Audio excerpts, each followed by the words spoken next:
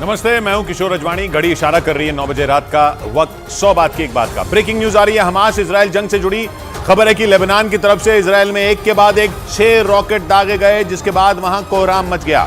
Israel की सेना के मुताबिक लेबनान की तरफ से हिजबुल्लाह ने उनकी सैन्य चौकियों और टैंकों को निशाना बनाकर रॉकेट से हमले किए।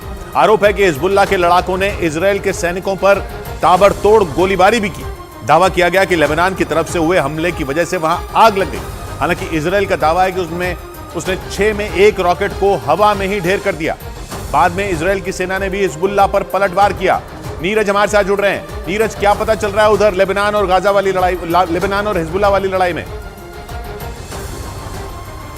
किशोर, बिल्कुल ये टेरेन जो है दक्षिणी इजराइल से बिल्कुल अलग है, जहां गाजा में लड़ाई चल रही है इजराइल की। लेकिन आज हम वहां पहुंचे तो और वहां देखने को मिला कि कुछ पोजीशन ऐसे जहां लेबनान ऊपर में स्थित है और वहां से फायर करना बहुत आसान है इजराइल में। अभी थोड़ी देर पहले जो रिपोर्ट आई है 6 रॉकेट दागे गए हैं, कुछ को इंटरसेप्ट किया गया और अब तक जो अपुष्ट खबर है 1 इंटरसेप्ट करने की खबर है और कुछ रॉकेट्स ओपन एरिया में गिरे हैं। जवाब में उस लोकेशन पे हमला किया गया है इजराइल के डिफेंस फोर्सेज की तरफ से जहां से हिजबुल्लाह ने हमला किया था। लेकिन अब तक अगर 7 अक्टूबर के बाद की बात करें तो कुल 13 हिजबुल्लाह के आतंकियों की मौत हुई है और कुछ इजराइल के जवानों की भी मौत हुई है पूरे झड़प में।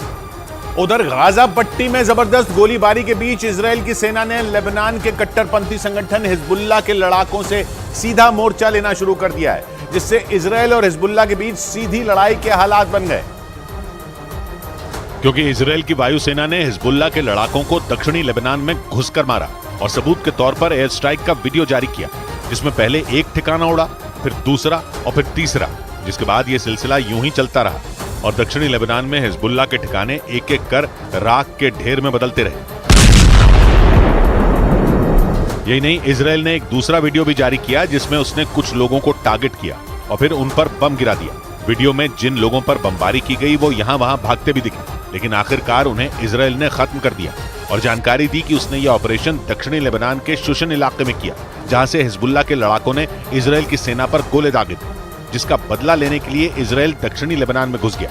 ये नहीं, हिजबुल्लाह ने उसके 2 लड़ाकों की मौत की पुष्टि भी की, जिसके बाद इजराइल का उत्तरी और लेबनान का दक्षिणी हिस्सा जंग के मैदान में बदलने लगा, क्योंकि इजराइल की सेना के ऑपरेशन के बाद हिजबुल्लाह ने भी पलटवार किया और खबर आई कि उसने उत्तरी इजराइल में फिर से मिसाइलें दागी, जिसके बाद उत्तरी इजराइल के कई इलाके धुआं धुआं हो गए, क्योंकि वहां 1-2 नहीं बल्कि 10 मिसाइलें गिरी, जिन्हें दक्षिणी लेबनान में बैठे हिजबुल्लाह के लड़ाकों ने दागा। जिसके बाद इजराइल की सेना उत्तरी इजराइल में एक्टिव हो गई। उसके हेलीकॉप्टर सीमा पर निगरानी करते दिखे, जबकि एक दिन पहले ही उसने फरमान जारी किया था कि इजराइल का लेबनान की सीमा से लगने वाला 5 किलोमीटर तक का इलाका खाली किया जाएगा, क्योंकि उत्तरी इजराइल के मेतुला, बेतशेयान, स्फा और तिबेरिया समेत 28 इलाकों पर मिसाइल गिरने का खतरा मंडरा रहा है, क्योंकि हिजबुल्लाह का टारगेट यही इलाके हैं। लेबनान के सबसे करीब मौजूद इजराइल के शहर मेतुला को तो छावनी में बदल दिया गया, जहां लोगों के रहने पर बैन लग गया, क्योंकि गाजा के अल अहली अस्पताल पर रॉकेट गिरने के बाद हिजबुल्लाह पहले से ज्यादा आक्रामक हुआ। एक दिन पहले ही उसने उत्तरी इजराइल में हमला किया था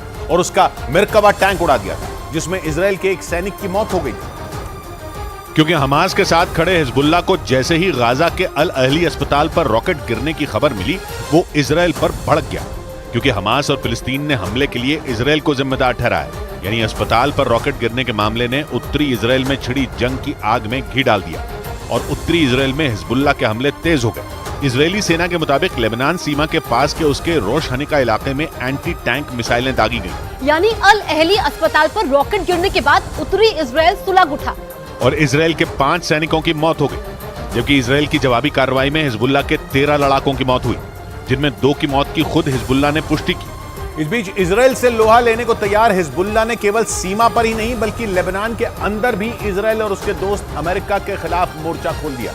लेबनान की राजधानी बेरूत में तो उसके समर्थक हिंसा पर उतारू हो गए और उन्होंने इतना उत्पाद मचाया कि लेबनान की सेना को सड़कों पर उतरना पड़ा। लेकिन हिजबुल्लाह समर्थकों को रोकना उसके लिए मुश्किल हो गया, क्योंकि प्रदर्शन करने वालों ने सेना पर फायरिंग तक कर डाली।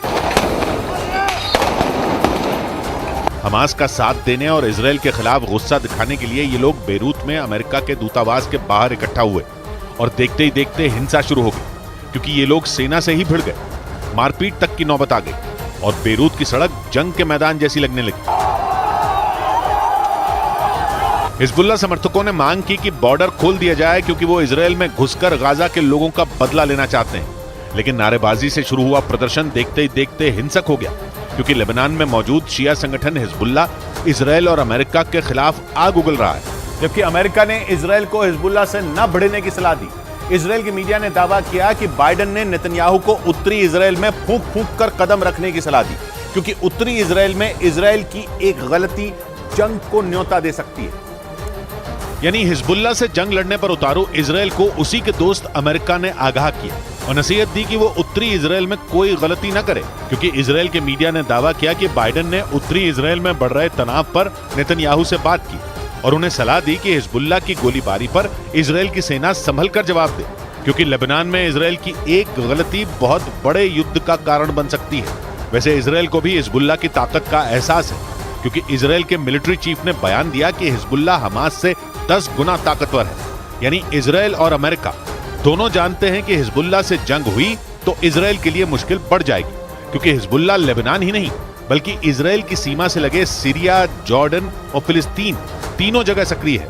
यानी इजरायल पर चारों तरफ से हमला हो सकता है और इसीलिए अमेरिका ने इजरायल को हिजबुल्लाह से सावधान रहने की नसीहत दी। यही नहीं, उसने हिजबुल्लाह का साथ देने वाले ईरान पर भी दबाव बढ़ाया, जिसके लिए उसने ईरान के बैलिस्टिक मिसाइल और ड्रोन कार्यक्रमों पर बैन बढ़ा दिए।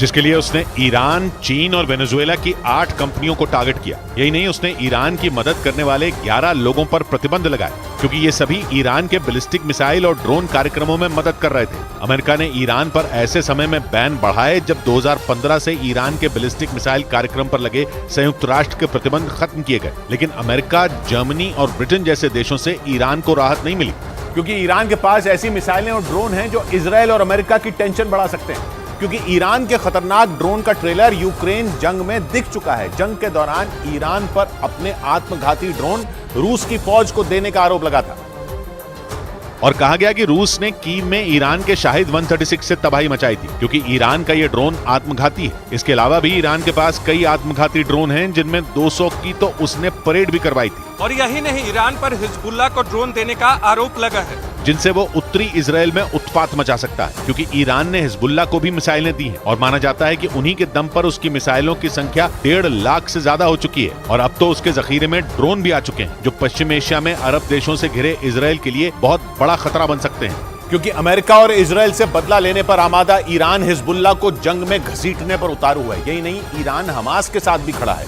और इजरायल और हमास की जंग की आग में घी डाल रहा है।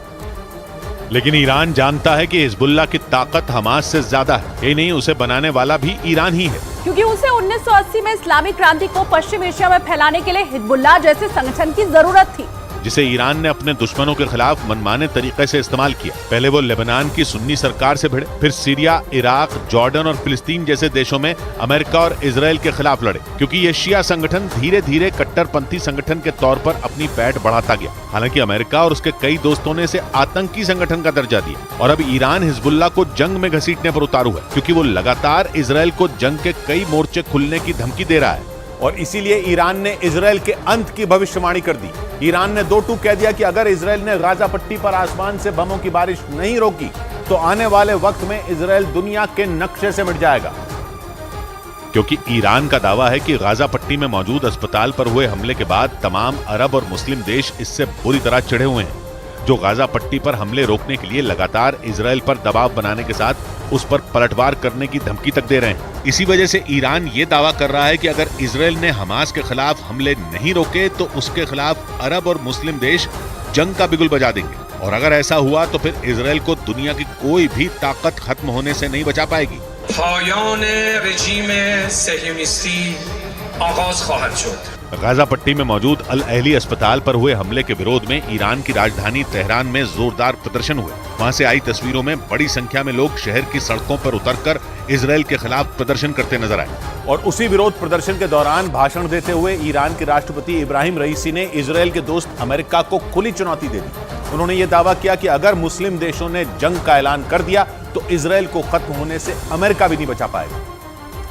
और ये साफ कर दिया कि हमास के साथ चल रही इस जंग में इजरायल का खात्मा होकर ही रहेगा, जबकि इजरायल खुद एक ताकतवर मुल्क है, ऊपर से वो अमेरिका का जिगरी दोस्त भी है।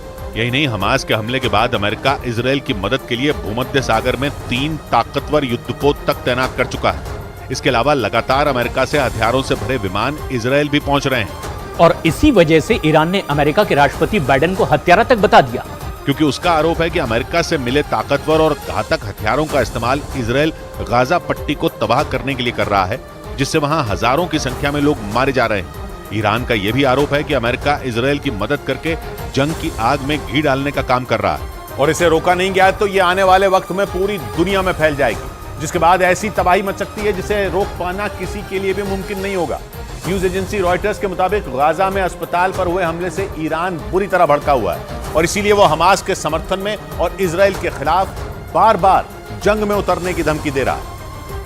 क्योंकि 17 अक्टूबर को गाजा पट्टी में मौजूद अल अहली अस्पताल पर हुए हमले से वो बुरी तरह बौखलाया हुआ है। उसका आरोप है कि इजराइल हमास को खत्म करने के नाम पर गाजा पट्टी में मौजूद फिलिस्तीन के बेगुनाह नागरिकों को निशाना बना रहा है। न्यूज एजेंसी रॉयटर्स के मुताबिक गाजा के अस्पताल पर हुए हमले से भड़के ईरान ने इजराइल को एक बार फिर जंग में उतरने की धमकी दे दी और उसने साफ कर दिया कि अगर इजराइल ने गाजा पट्टी पर बमबारी नहीं रोकी तो वो भी जंग में शामिल हो जाएगा, जिससे इजराइल में भयानक तबाही मच सकती है। मतलब ईरान ने इजराइल को सीधी और खुली धमकी दे दी कि वो किसी भी सूरत में गाजा पर हमले बर्दाश्त नहीं करेगा, क्योंकि पिछले 13 दिन से जारी इस जंग में गाजा पट्टी पर यह सबसे बड़ा अटैक माना जा रहा है। और इसीलिए ईरान ने तीसरे विश्व युद्ध की धमकी तक दे दी, क्योंकि इस जंग में न तो हमास हार मानने के लिए तैयार है, न ही इजराइल पीछे हटने के लिए राजी है। और हर गुजरते दिन के साथ ये जंग भीषण और भयानक होती जा रही है।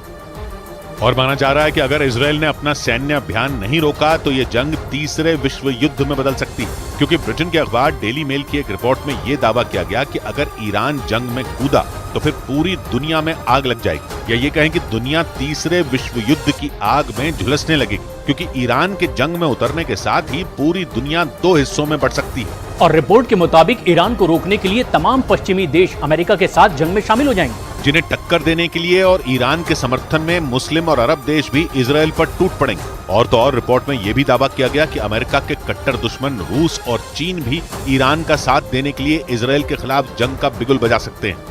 मतलब ईरान के युद्ध में उतरते ही पूरी दुनिया जंग के मैदान में बदल सकती है। और माना जा रहा है कि ईरान लेबनान के चरमपंथी संगठन हिजबुल्लाह को जंग में उतारने की पूरी तैयारी कर चुका है, इसीलिए वो बार बार इजराइल को हिजबुल्लाह का डर दिखा रहा है। क्योंकि दावा किया जा रहा है कि ईरान का इशारा मिलते ही हिजबुल्लाह इजराइल के खिलाफ जंग में शामिल हो जाएगा। उसका दावा है कि अगर हिजबुल्लाह ने जंग का मोर्चा खोला तो फिर इजराइल में भूकंप आ जाएगा और वहां ऐसी तबाही मचेगी जिसे इजराइल तो क्या अमेरिका भी रोक नहीं पाएगा। क्योंकि हिजबुल्लाह एक ऐसा चरमपंथी संगठन है जिसकी ताकत हमास से कई गुना ज्यादा है। और हिजबुल्लाह का दावा है कि उसके पास किसी देश की ही तरह अपनी एक सेना और घातक हथियारों का भंडार है। मिसाइलें, रॉकेट, टैंक और बख्तरबंद गाड़ियों के साथ उसके 1 लाख लड़ाके किसी भी देश की सेना से टक्कर लेने की ताकत रखते हैं। इसलिए ईरान इजराइल को हिजबुल्लाह के हमले का डर दिखा रहा है। दावा यह भी किया जा रहा है कि ईरान हिजबुल्लाह को जंग में उतारने की पूरी तैयारी कर चुका है, जो इजराइल के लिए सबसे बड़ा खतरा साबित हो सकता है, क्योंकि हिजबुल्लाह न सिर्फ लेबनान में एक्टिव है बल्कि उसके ठिकाने सीरिया और जॉर्डन में भी मौजूद है। मतलब अगर यह चरमपंथी संगठन जंग में कूदा तो फिर वो लेबनान के साथ सीरिया और जॉर्डन से भी इजराइल पर हमले शुरू कर सकता है, जिससे निपटने में इजराइल को नाको चने चबाने पड़ सकते हैं, क्योंकि हिजबुल्लाह के हमले के बाद उसे 4 मोर्चों पर जंग लड़नी पड़ सकती है। इस वक्त इजराइल सिर्फ फिलिस्तीन के चरमपंथी संगठन हमास के लड़ाकों से जंग लड़ रहा है, लेकिन अगर हिजबुल्लाह जंग में उतरा तो इजराइल पर लेबनान, सीरिया और जॉर्डन की तरफ से भी हमले शुरू हो सकते हैं। हालांकि लेबनान की तरफ से हिजबुल्लाह रह रहकर हमले कर भी रहा है, क्योंकि एक रोज पहले ही इजराइल की सेना ने लेबनान बॉर्डर पर हिजबुल्लाह के 5 लड़ाकों को मार गिराने का दावा किया था। उसका आरोप है कि मारे गए हिजबुल्लाह के लड़ाके सीमा पर लगी बाड़ में विस्फोटक लगाने की कोशिश कर रहे थे, जिसका पता चलते ही क्योंकि इजराइल की खुफिया एजेंसी मोसाद ने दावा किया कि हिजबुल्लाह के लड़ाके इजराइल पर हमास जैसे हमले की बड़ी तैयारी कर रहे हैं, जिसके लिए हिजबुल्लाह ने 5000 लड़ाकों की एक खूंखार पलटन भी तैयार कर ली है। और उन्हें हमले की ठीक वैसी ही ट्रेनिंग दी गई है जैसा हमला 7 अक्टूबर को हमास के लड़ाकों ने इजराइल में किया था। मतलब ये कि इस बार हिजबुल्लाह के लड़ाके जमीन, आसमान और पानी के रास्ते हमला बोलकर इजराइल को दहलाने की फिराक में है। मोसाद के मुताबिक हिजबुल्लाह के ये 5000 लड़ाके इजराइल की उत्तरी सीमा से धावा बोल सकते हैं, क्योंकि उन लड़ाकों को सीमा पर लगी बाड़ को तोड़ने, घुसकर हमला करने और लोगों को बंधक बनाने की ट्रेनिंग दी गई है। 7 अक्टूबर को हमास ने भी एक साथ 5000 रॉकेट और मिसाइलें इजराइल पर दाग दी थी। मोसाद के मुताबिक जिन 5000 लड़ाकों को हिजबुल्लाह ने हमले के लिए तैयार किया है, उन्हें मौत का दस्ता नाम दिया गया है।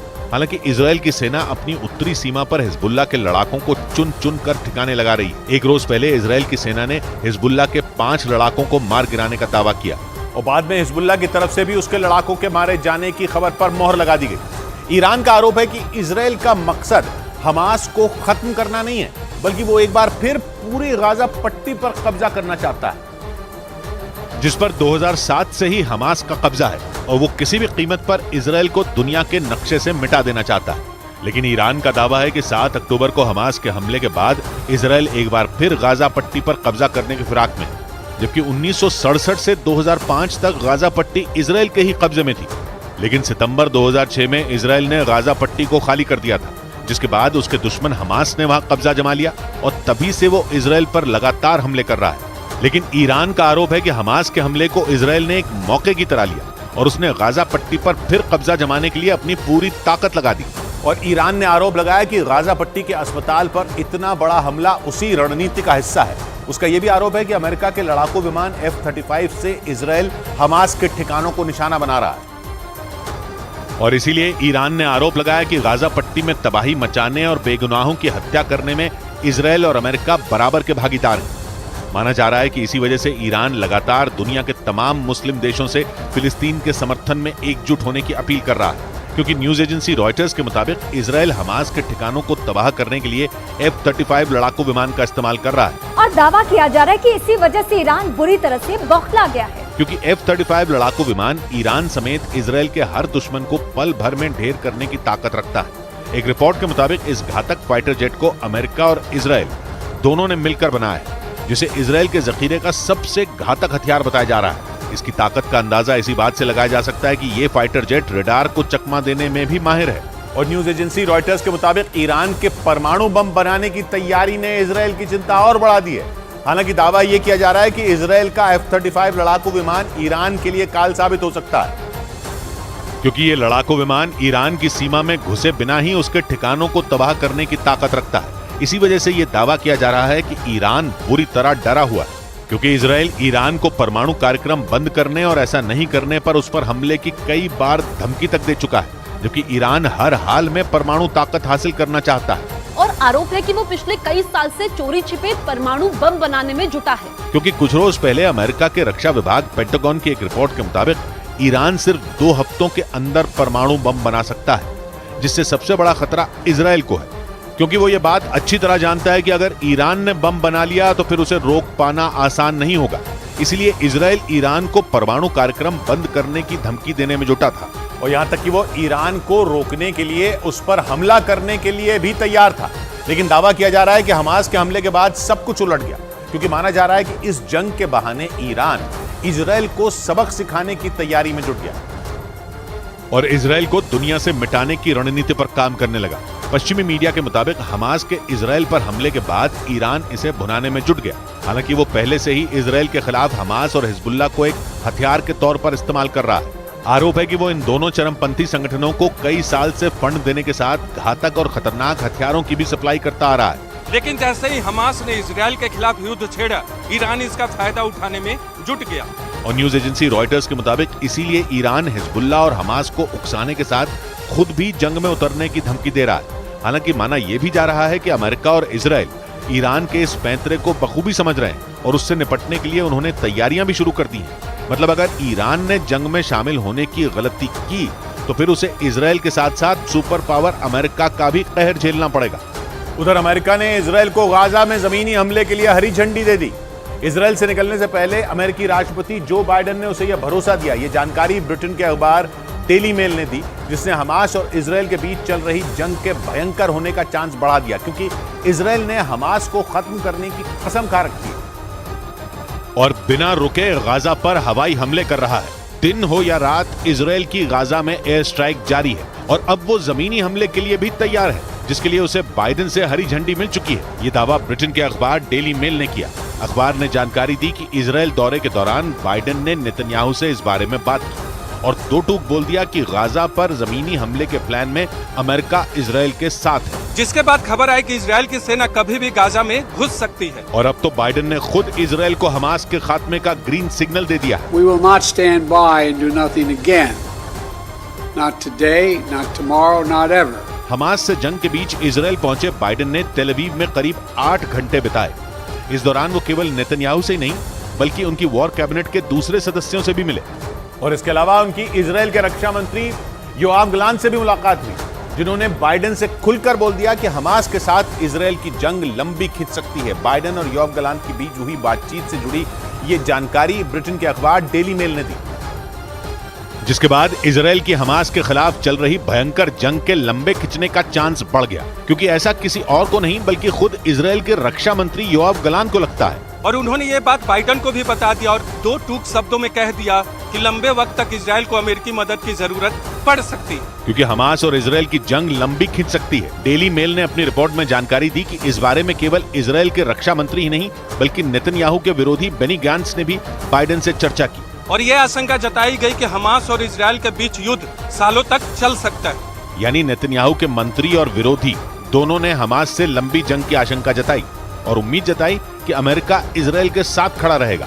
क्योंकि हमास और इजराइल की जंग के पहले दिन से ही अमेरिका इजराइल के साथ खड़ा है। यही नहीं, जैसे ही अमेरिका को हमास के इजराइल में खून खराबा करने की खबर मिली, जिसके बाद वो भूमध्य सागर में सक्रिय हो गया और उसने अपने तीन एयरक्राफ्ट कैरियर भूमध्य सागर में भेज दिए, जिनमें अमेरिका का जेरल्ड फोर्ड एयरक्राफ्ट कैरियर भी शामिल है। जेरल्ड फोर्ड को दुनिया का सबसे बड़ा एयरक्राफ्ट कैरियर माना जाता है और इसकी ऊंचाई 76 मीटर है, यानी ये कुतुब मीनार से भी ऊंचा है, जिसकी क्षमता 1 लाख टन से ज्यादा है और इस पर 70 फाइटर जेट एक साथ ले जाए जा सकते हैं। यानी इजराइल की सुरक्षा के लिए अमेरिका ने अपने ताकतवर हथियार भेज दिए। यही नहीं, पहले अमेरिकी विदेश मंत्री एंटनी ब्लिंकन इजराइल पहुंचे और फिर बाइडेन ने भी इजराइल का दौरा किया। हालांकि अमेरिका ने इजराइल को पहले ही बता दिया था कि वो गाजा में आम लोगों को मारने के खिलाफ है और वो ये नहीं चाहता कि इजराइल गाजा पर कब्जा करे, लेकिन बाइडेन ने हमास के खात्मे के लिए इजराइल का साथ देने का वादा किया था और इजराइल दौरे पर उन्होंने ये बात दोहराई।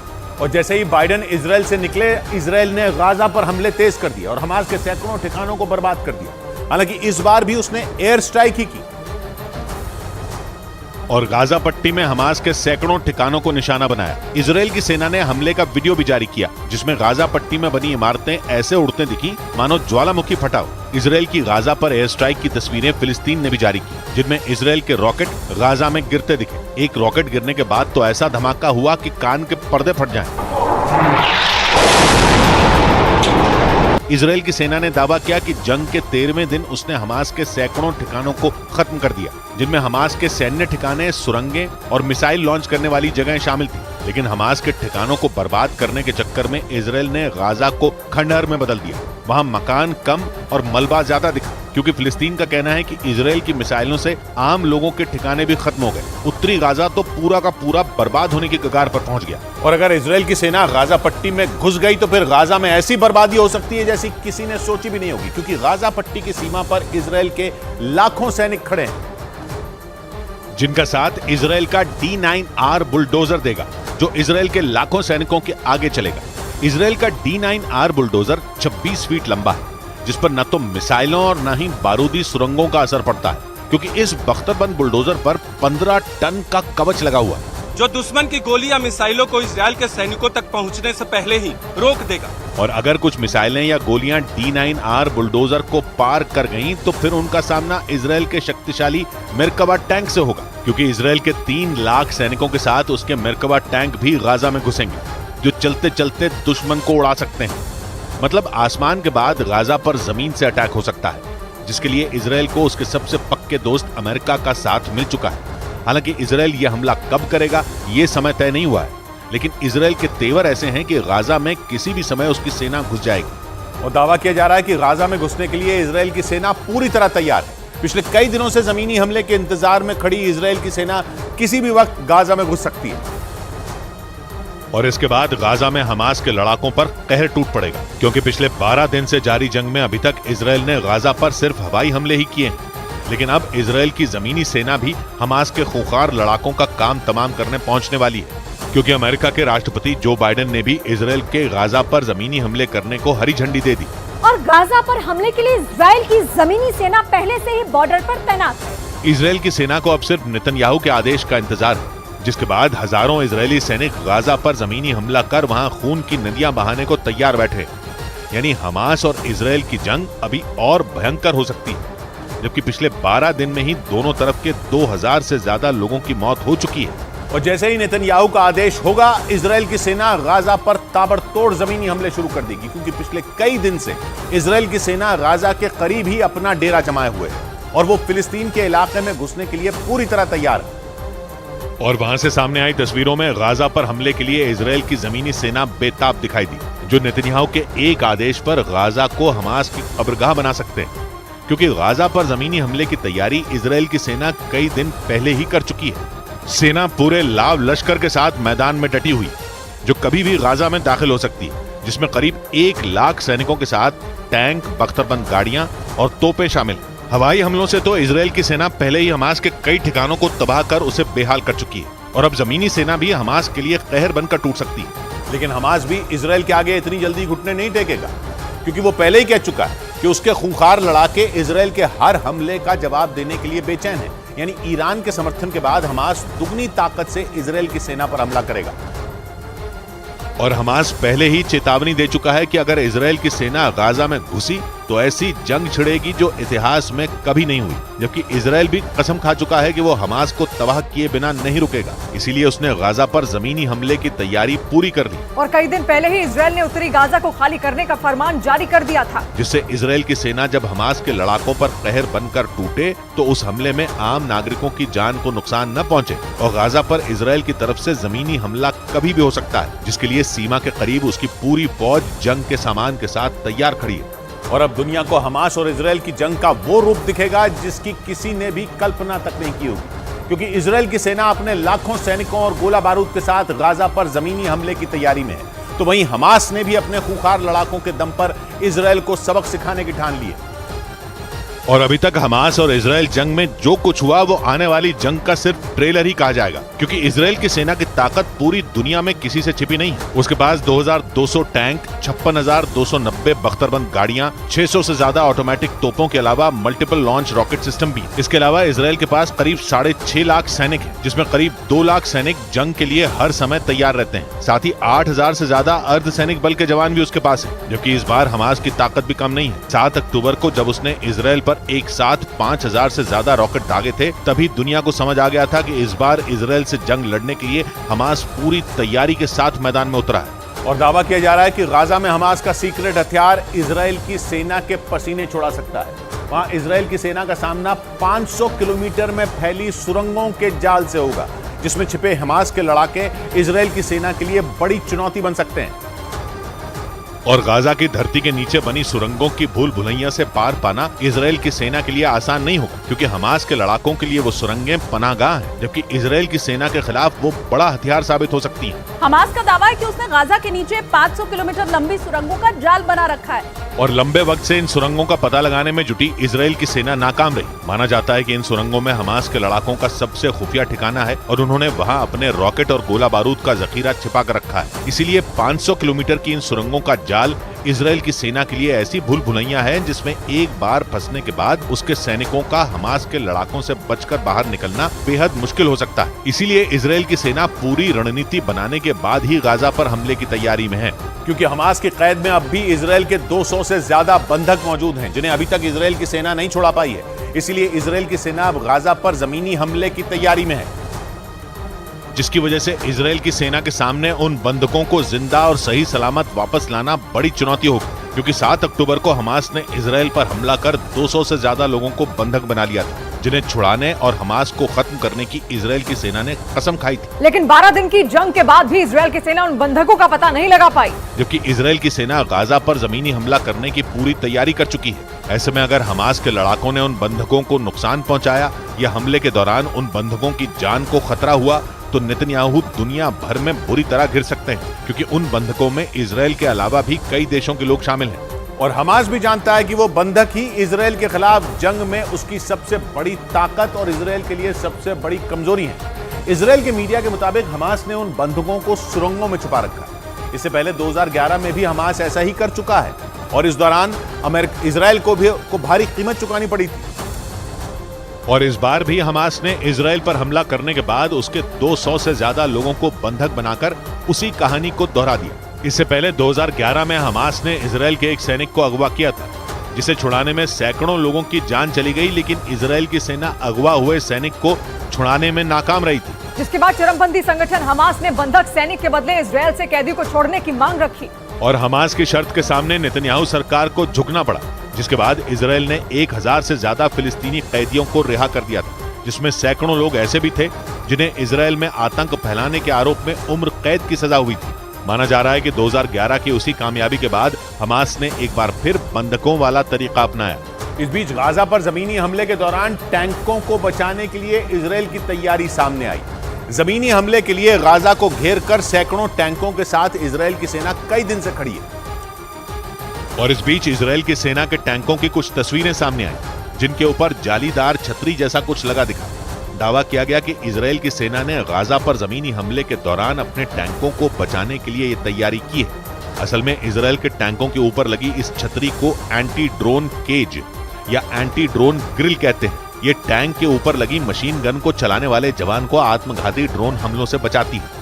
इस पर छोटे मोटे ड्रोन हमलों का असर नहीं होता, क्योंकि टैंक के ऊपर लगी ये ग्रिल उन हमलों को संभाल लेती है, जिसकी वजह से वो जख्मी हो सकते हैं लेकिन उनकी जान नहीं जाती।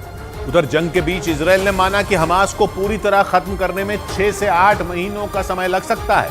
हालांकि इजराइल लगातार गाजा पर बमबारी कर रहा है और उसके 1 लाख से ज्यादा सैनिक हमले के लिए तैयार बैठे हैं। लेकिन इतने हथियार और सैनिक होने के बावजूद इजराइल हमास को पूरी तरह खत्म नहीं कर पाएगा। सऊदी अरब के न्यूज चैनल अल अरबिया के मुताबिक अमेरिका के सुरक्षा विभाग का मानना है कि अगर इजराइल ने गाजा पर जमीनी कार्रवाई की तो उसे भी बड़ा नुकसान हो सकता है। साथ ही उसे जंग जीतने के लिए 6 से 8 महीने का समय लगेगा। ऐसा इसलिए क्योंकि हमास के लड़ाकों के पास आधुनिक हथियार और मिसाइलें हैं। यही नहीं, हमास के लड़ाके गाजा के चप्पे चप्पे से वाकिफ हैं। ऐसे में अगर इजराइल ने जमीनी हमला किया तो उसे कामयाबी बहुत जल्द नहीं मिलेगी। इससे पहले 2005 में जब इजरायली सैनिक गाजा में घुसे थे, तब हमास के लड़ाकों ने उनकी हत्या कर दी थी। इस बीच दक्षिण कोरिया के दावे के बाद इजराइल ने भी उत्तर कोरिया पर हमास को हथियार देने का आरोप लगा दिया।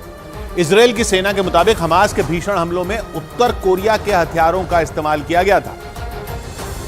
और हमलों के बाद इजराइल ने जब उन हथियारों की जांच की तो पता चला कि ये हथियार उत्तर कोरिया में ही बने थे, जिसके दम पर हमास ने इतना बड़ा हमला किया। इजराइल की सेना के मुताबिक हमास ने हमलों में F7 रॉकेट का इस्तेमाल किया था। F7 रॉकेट बख्तरबंद गाड़ियों को तबाह करने में सक्षम होते हैं और उन रॉकेटों को उत्तर कोरिया में तैयार किया जाता है। इससे पहले दक्षिण कोरिया ने दावा किया था कि ये हथियार ईरान की मदद से हमास तक पहुंचाए गए थे। इतना ही नहीं, इजराइल ने उत्तर कोरिया पर हमास के समर्थन का भी आरोप लगाया। हालांकि उत्तर कोरिया ने अपने ऊपर लगे इन आरोपों से इनकार किया।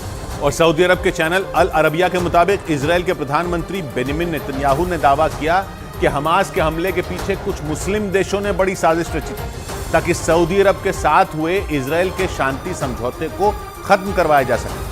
पिछले महीने ही दोनों देशों ने अमेरिका की पहल पर दुश्मनी भुलाकर शांति समझौता करने का प्रयास किया था। लेकिन इजराइल और हमास की जंग की वजह से 3 दिन पहले सऊदी अरब ने उस समझौते को टाल दिया था और दो टूक कहा था कि वो इस वक्त इजराइल के साथ किसी भी तरह का समझौता करने की स्थिति में नहीं है, क्योंकि इजराइल के साथ शांति समझौता करके सऊदी अरब दुनिया भर के मुस्लिम देशों को नाराज नहीं करना चाहता। सऊदी अरब फिलिस्तीन का समर्थक है, लेकिन इजराइल के साथ भी दोस्ती का हाथ उसने आगे बढ़ाया था। इजराइल ने भी सऊदी अरब से दोस्ती करके मुस्लिम देशों के साथ अपनी नजदीकियां बढ़ाने की कोशिश की थी, लेकिन 7 अक्टूबर को इजराइल पर हमास के हमले के बाद बात बिगड़ गई और यह समझौता खटाई में पड़ गया। इस बीच नेतन्याहू ने दावा किया कि ईरान समेत कुछ मुस्लिम देश नहीं चाहते कि सऊदी अरब के साथ उनकी दोस्ती हो। इसी वजह से हमास के हमले के पीछे उन्होंने बड़ी साजिश का आरोप लगा दिया। उधर भीषण जंग के बीच हमास की नचाबा फोर्स इजराइल की सेना के लिए बड़ी मुसीबत बन गई, क्योंकि उसके खूंखार लड़ाकों ने वहां कत्लेआम मचा दिया, जिन्हें काबू करना इजराइल की सेना के लिए जंग में जीत हासिल करने जैसा होगा। क्योंकि हमास की नचाबा फोर्स इजराइल पर लगातार निशाना बना रही है और लोगों को मौत के घाट उतार रही है। बताया जा रहा है कि जंग में नचाबा फोर्स से निपटना ही इजराइल की सेना के लिए सबसे बड़ी चुनौती बन गई। इजराइल की सेना के मुताबिक वहां 7 अक्टूबर को हुए भीषण हमलों में नचाबा फोर्स का ही हाथ था, जिसने हमले से पहले पूरी प्लानिंग की। और इजराइल पर एक साथ 5,000 से ज्यादा रॉकेट दाग दिए, जिससे पूरा इजराइल थर्रा उठा और हजारों लोगों की जान चली गई। जबकि उन हमलों के जवाब में नचाबा फोर्स का सामना करना वहां की फौज के लिए बड़ा सिरदर्द बन गया। लेकिन हमास की नचाबा फोर्स को मौत की नींद सुलाने के लिए इजराइल की सेना ने भी कमर कस ली। जंग के बीच कुछ दिनों पहले ही इजराइल के सैनिकों ने उसके ठिकानों पर ताबड़तोड़ हमले किए थे और नचाबा फोर्स के खूंखार लड़ाके मोहम्मद अबू शमला को मार गिराया था। इजराइल ने दावा किया कि मोहम्मद अबू शमला के घर को हमास ने अपने हथियार रखने का ठिकाना बनाया हुआ था, जिस पर एक के बाद एक हमले कर इजराइल के सैनिकों ने तबाह कर दिया था। बड़ी बात यह कि उसका घर गाजा पट्टी के रफा इलाके में था, जो गाजा पट्टी का दूसरा सबसे बड़ा शहर है और उसकी दक्षिणी दिशा में है, यानी मिस्र की सीमा के नजदीक है, क्योंकि दक्षिण में गाजा पट्टी की सीमा मिस्र से लगती है। इजराइल की सेना ने जानकारी दी थी कि गाजा पर किए गए हमलों में नचाबा के मुख्यालय को भी निशाना बनाया गया था।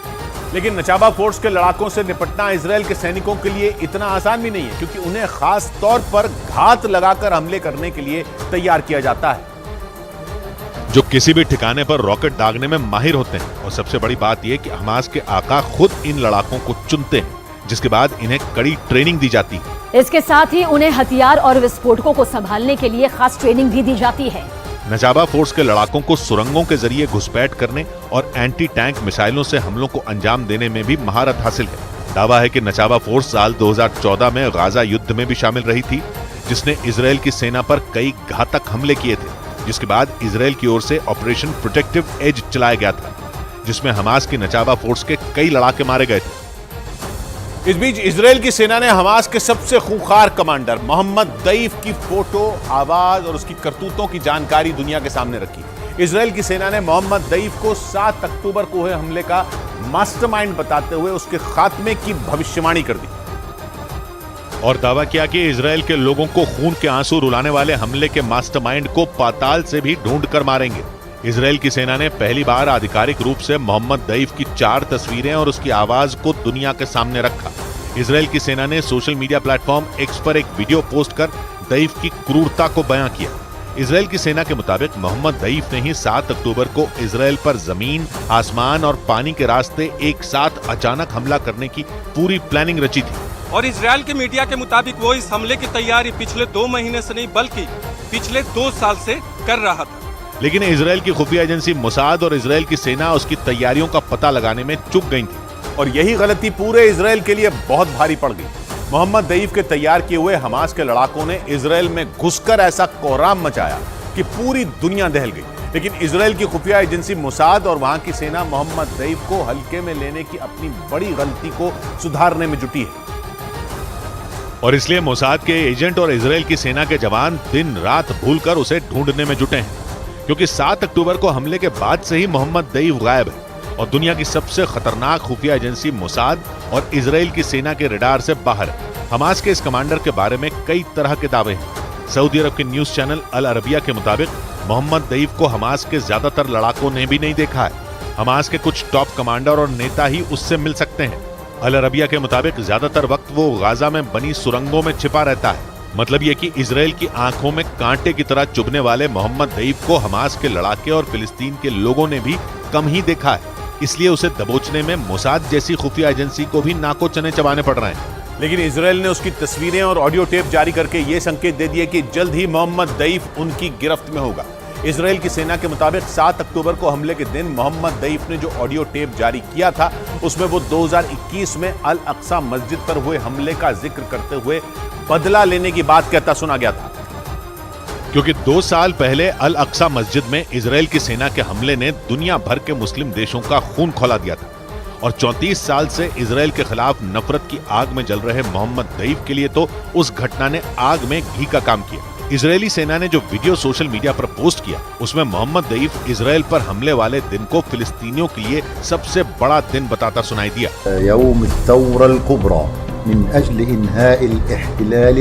अमेरिकी न्यूज चैनल CNN के मुताबिक मोहम्मद दईफ 2021 में मुसलमानों के पवित्र स्थल अल अक्सा मस्जिद पर इजराइल के हमले के बाद से ही इजराइल से बदला लेने की कोशिश में जुटा था और इसके लिए इजराइल की सेना के नाक के नीचे उसने हमास के लड़ाकों के लिए कई ट्रेनिंग कैंप बना रखे थे, जिसकी जानकारी तक उसने मोसाद के एजेंटों और इजराइल की सेना को नहीं लगने दी। हालांकि ये पहली बार नहीं है जब मोहम्मद दईफ ने दुनिया की सबसे खतरनाक खुफिया एजेंसी मोसाद को चकमा दिया। इससे पहले भी 7 बार हमास के इस खूंखार कमांडर को पकड़ने और मारने की कोशिश मोसाद के एजेंटों ने की थी, लेकिन हर बार नाकामी ही हाथ लगी।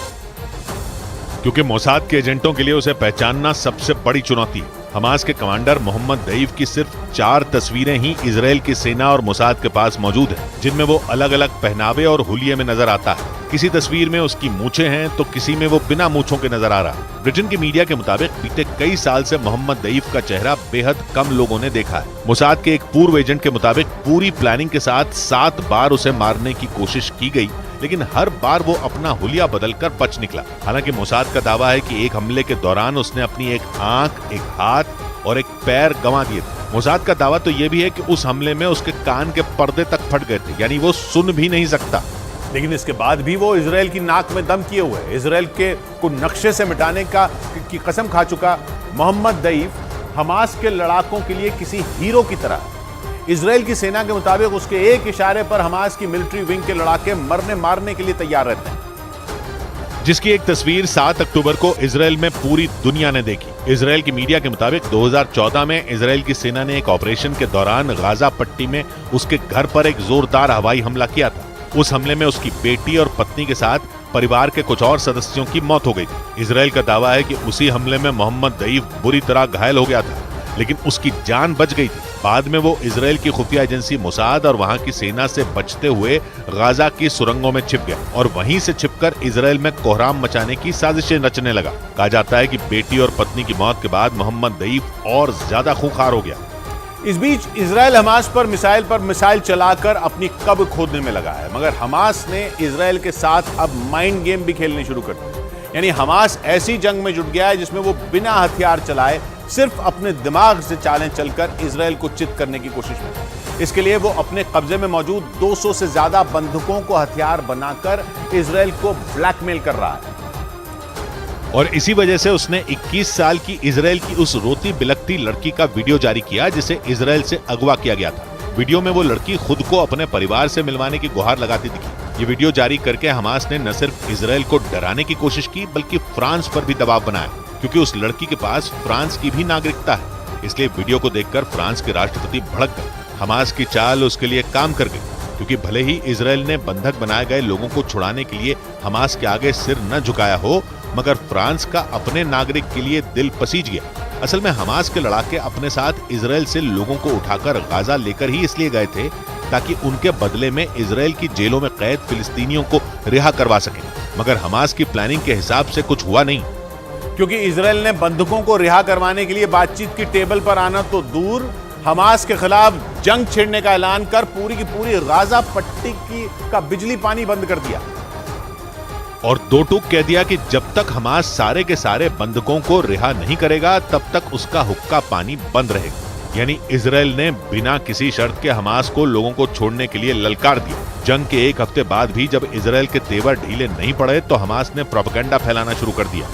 उसने बंधक बनाए गए लोगों के सोशल मीडिया अकाउंटों का इस्तेमाल चालू कर दिया और उन पर 7 अक्टूबर वाले हमलों के वीडियो की लाइव स्ट्रीमिंग कर दी। खबर यह तक है कि हमास अपने लिए सहानुभूति बटोरने की कोशिश में है, क्योंकि वीडियो में उसके लड़ाके उस इजरायली लड़की की मरहम पट्टी करते दिखे। मतलब जिस हमास को इजराइल नाज़ी बताकर उसके खात्मे के लिए पूरी दुनिया से एक साथ आने की अपील कर रहा है, उस हमास ने उसके बिल्कुल उलट अपनी मानवीय इमेज बनाने का प्रोपेगेंडा शुरू कर दिया। क्योंकि हमास को समझ आ गया कि भले ही इजराइल बंधकों को छुड़वाने के लिए आगे ना आए, मगर दूसरे देश हमास के आगे झुकने को तैयार हो सकते हैं। हमास ने जिन 203 लोगों को बंधक बनाया हुआ है उनमें सिर्फ इजराइल के ही लोग नहीं हैं, बल्कि दूसरे देशों के भी नागरिक हैं। उसमें अमेरिकी भी हैं, फ्रांस के नागरिक भी हैं और ब्रिटेन जैसे देशों के भी लोग हैं। और 200 से ज्यादा वो लोग सिर्फ जवान ही नहीं हैं, बल्कि उनमें 3 साल की एक बच्ची से लेकर 84 साल की एक बुजुर्ग तक शामिल हैं। उधर अमेरिकी राष्ट्रपति बाइडेन के इजराइल से निकलते ही मौके की तलाश में बैठे हमास ने फिर से इजराइल पर धावा बोल दिया और गाजा की तरफ से इजराइल पर धड़ाधड़ रॉकेट चलने शुरू हो गए। इजराइल के तेल अवीव शहर को हमास ने अपना पहला निशाना बनाया, क्योंकि जब तक बाइडेन तेल अवीव में मौजूद रहे तब तक हमास किसी तरह शांत रहा, मगर जैसे ही बाइडेन वहां से रवाना हुए हमास ने शहर पर रॉकेटों की बौछार कर दी। जहां से सामने आई तस्वीरों में रात को हवाई हमलों की चीख चीख कर चेतावनी देते सायरन लोगों को भुतहा आवाज की तरह डराते सुनाई दिए। सायरनों की आवाज के बीच आसमान में तेजी से चमकता हमास का एक रॉकेट अपने निशाने की तलाश में उड़ता नजर आया, मगर इजराइल के iron dome missile defence system ने उसे मार गिराया। तेल अवीव शहर युद्ध के पहले दिन से ही हमास का टारगेट बना हुआ है, मगर एक दिन पहले जैसे ही तेल अवीव में बाइडेन के कदम पड़े, हमास अचानक खामोश हो गया, क्योंकि अगर बाइडेन पर जरा सी भी आंच आती तो अमेरिका हमास को हलाल कर देता। इसलिए बाइडेन के तेल अवीव शहर में मौजूद रहने तक हमास ने चूं तक नहीं की, मगर उसके बाद उसने दोबारा तेल अवीव में आतंक मचाना शुरू कर दिया, क्योंकि तेल अवीव इजराइल का एक बेहद अहम शहर है जो इजराइल की अर्थव्यवस्था की रीढ़ की हड्डी है। गाजा शहर से तेल अवीव करीब 70 किलोमीटर दूर है। इजराइल भले ही यरूशलेम के लिए फिलिस्तीन और मुस्लिम देशों से लड़ रहा हो, लेकिन तेल अवीव शहर उसकी लाइफलाइन है। वो आर्थिक और सांस्कृतिक तौर पर इजराइल की जान है। इजराइल का मुख्य अंतर्राष्ट्रीय एयरपोर्ट तेल अवीव में है। वहीं पर तेल अवीव स्टॉक एक्सचेंज भी है, बड़ी बड़ी कंपनियां हैं और पर्यटन से भी तेल अवीव इजराइल को खूब कमा कर देता है। इसलिए तेल अवीव को ढहाने का मतलब है इजराइल को घुटनों पर लाना। यही वजह है कि 1948 में इजराइल के बनने के बाद जब पहली बार उसकी अरब देशों से जंग छिड़ी थी, तेल अवीव तब भी निशाने पर था और अब भी निशाने पर है। इस बीच हमास की बेरहमी के सबूत पेश करता है एक ऐसा सीसीटीवी वीडियो सामने आया जिसने पूरी दुनिया की सांसें अटका दी। ये वीडियो 7 अक्टूबर का बताया गया, यानी उस दिन का जब हमास के लड़ाकों ने इजराइल पर धावा बोला था और सुबह सुबह उन्होंने दक्षिणी इजराइल के स्तेरोद शहर में कत्लेआम मचा दिया था। और उस खौफनाक दिन के अब सामने आए उस वीडियो में भी हमास की हैवानियत साफ नजर आई। तस्वीरों में हमास के हथियारबंद लड़ाकों का हुजूम स्तेरोद की सड़कों पर मौत बनकर मंडराता दिखा। एक काली कार सामने से गुजरती दिखी तो हमास के लड़ाकों ने उस पर गोलियां चला दी। डर के मारे उसमें सवार लोग अपनी जान बचाने के लिए कार से निकलकर भागते नजर आए। वहीं एक चौराहे पर एक सिल्वर रंग की कार हमास के लड़ाकों से बचकर भागी तो हमास ने अपनी गाड़ी उसके पीछे दौड़ा दी। स्तेरोद शहर गाजा पट्टी और इजराइल के बॉर्डर के काफी नजदीक है। गाजा शहर से उसकी दूरी महज 12 किलोमीटर ही है। इसलिए 7 अक्टूबर को हमास के लड़ाके इजराइल की सीमा पर लगी बाड़ को तोड़ते हुए स्तेरोद में दाखिल हुए थे। एक दूसरी तस्वीर में हमास का एक लड़ाका एक कार के ड्राइवर को मौत के घाट उतारने के बाद उसके शव को बाहर निकालने की कोशिश करता दिखा। इस दौरान गाड़ी का एक्सेलरेटर दब गया और वो शव गाड़ी के साथ घिसटता हुआ चला गया। और गाजा बॉर्डर के पास किबुत्ज बेरी भी ऐसे ही इलाकों में जहां हमास के लड़ाकों ने 7 अक्टूबर को कत्लेआम मचाया था। किबुत्ज बेरी में हमास के लड़ाकों ने करीब 100 लोगों की हत्या कर दी। न्यूज़ 18 की टीम जब उन जगहों पर पहुंची जहां 7 अक्टूबर को हमास के लड़ाकों ने हैवानियत की हद पार कर दी थी और वहां ऐसा तांडव मचाया था कि दुनिया दहल गई थी। इस इलाके में हमास के करीब 70 लड़ाके घातक हथियारों के साथ घुस गए थे और वहां ऐसा कत्लेआम मचाया था कि लोगों के खून के छींटे जमीन ही नहीं दीवारों पर भी दिखाई दिए। इजराइल के इस इलाके में हमास के लड़ाकों ने ताबड़तोड़ बमबारी कर कई घरों को पूरी तरह तबाह कर दिया था और वहां मौजूद करीब 100 लोगों को मौत के घाट उतार दिया था। गांव में कोई एक ऐसा इलाका नहीं जहां लोग रहते थे और वहां आतंकी न पहुंचे हो और लोगों को निशाना न बनाया हो। बाद में गाजा बॉर्डर के पास किबुत्ज बेरी में जब इजराइल की सेना पहुंची तो हमास के लड़ाके अपने साथ लाए घातक हथियार छोड़कर भाग गए थे। उन हथियारों को देखकर अंदाजा लगाया जा सकता है कि हमास के लड़ाके कितनी तैयारी के साथ उस इलाके में घुसे थे। हालांकि इजराइल की सेना ने हमले के बाद पूरे इलाके को खाली करा लिया था। उधर वेस्ट बैंक के रमल्ला शहर में फिलिस्तीनियों और इजराइल की सेना के बीच झड़प जारी है। बीते कई दिन से इजराइल गाजा में लगातार हमले कर रहा है, जिसके विरोध में वहां लोगों ने मोर्चा खोल दिया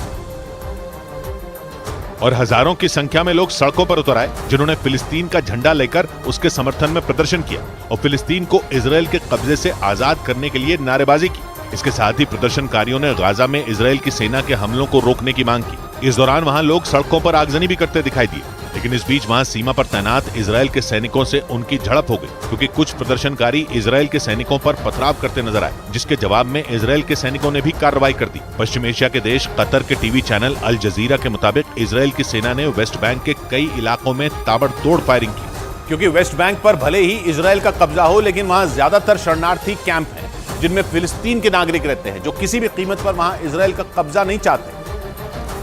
और यही वजह रही कि फिलिस्तीन के लोग इजराइल की सेना के खिलाफ खुलकर विरोध जताते आए हैं। वेस्ट बैंक को लेकर इजराइल और फिलिस्तीन के बीच का ये विवाद लंबे वक्त से चल रहा है। साल 1967 के युद्ध में इजराइल की सेना ने इस पर कब्जा कर लिया था, जबकि फिलिस्तीन वेस्ट बैंक को अपना हिस्सा मानता है। दावा है कि वेस्ट बैंक में चरमपंथी संगठन हमास के लड़ाकों का दबदबा है, जो इजराइल की सेना के लिए तनाव की वजह बने हुए हैं। हमास से छिड़ी जंग से पहले भी वेस्ट बैंक के इन इलाकों में कई बार हमास के लड़ाकों और इजराइल के सैनिकों के बीच झड़प होती रही है। इस बीच इजराइल ने दावा किया कि उसने वेस्ट बैंक के नूर अल शम्स शरणार्थी शिविर में बने हमास के लड़ाकों के एक ठिकाने को तबाह कर दिया। इजराइल की सुरक्षा एजेंसी शिन बेट के इस हमले का एक वीडियो भी सामने आया, जिसमें शरणार्थी शिविर में बना हमास का ठिकाना धमाके से उड़ता दिखाई दिया। इजराइल की सुरक्षा एजेंसी के ऑपरेशन के इस वीडियो में 2 लोग एक गली में एक तरफ जाते दिखाई दिए। इसके कुछ मिनटों बाद ही वहां एक आदमी मोर्चा लिए दिखाई दिया।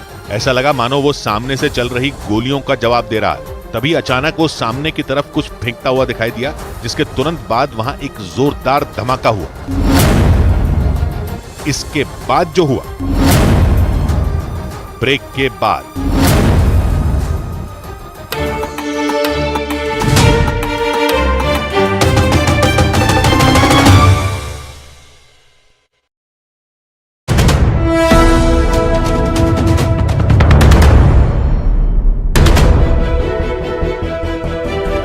मैंने कहा रुको भाई, माँ बेटे को सुबह की चाय तो पी लेने दो, है ना? अरे माँ, आप मुझे फोन कर रही हो? तो और क्या करूं? चाय। प्यार से चाय बनाते, प्यार से रिश्ते निभाते। वाघ बकरी चाय हमेशा रिश्ते बनाए। ये नया इंडिया, नए नजरिए का इंडिया, जहां लोगों का नंबर 1 भरोसा बनता है वो जो उनके मुद्दे, उनकी आवाज निडर होकर उठाता है। लोगों की नंबर 1 पसंद बनता है वो जो सिर्फ रफ्तार नहीं, जिम्मेदारी पर भी विश्वास रखता है। देश का नंबर 1 न्यूज चैनल बनता है वो जो देश हित और जनहित दोनों को सर्वोपरि समझता है। न्यूज़ 18 इंडिया, नए इंडिया का नया नंबर 1 न्यूज चैनल। क्या खुशबू आ रही है। ऑफिस के बाहर तुम्हारी ये वाली चाय 200 रुपए में बिकेगी, पता है? मैं ये वाली चाय सबके लिए नहीं बनाती। प्यार से चाय बनाते, प्यार से रिश्ते निभाते। वाघ बकरी चाय हमेशा रिश्ते बनाए।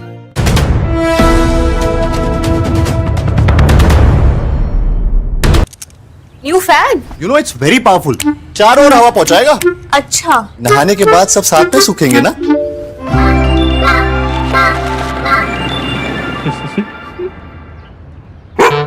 Finolex boomerang ceiling fans with stylish new age designer blades. No stress, Finolex. Gaza पट्टी में जबरदस्त गोलीबारी के बीच इजराइल की सेना ने लेबनान के कट्टरपंथी संगठन हिजबुल्लाह के लड़ाकों से सीधा मोर्चा लेना शुरू कर दिया है, जिससे इजराइल और हिजबुल्लाह के बीच सीधी लड़ाई के हालात बन गए। क्योंकि इजराइल की वायुसेना ने हिजबुल्लाह के लड़ाकों को दक्षिणी लेबनान में घुसकर मारा और सबूत के तौर पर एयर स्ट्राइक का वीडियो जारी किया, जिसमें पहले एक ठिकाना उड़ा, फिर दूसरा और फिर तीसरा, जिसके बाद यह सिलसिला यूं ही चलता रहा और दक्षिणी लेबनान में हिजबुल्लाह के ठिकाने एक एक कर राख के ढेर में बदलते रहे।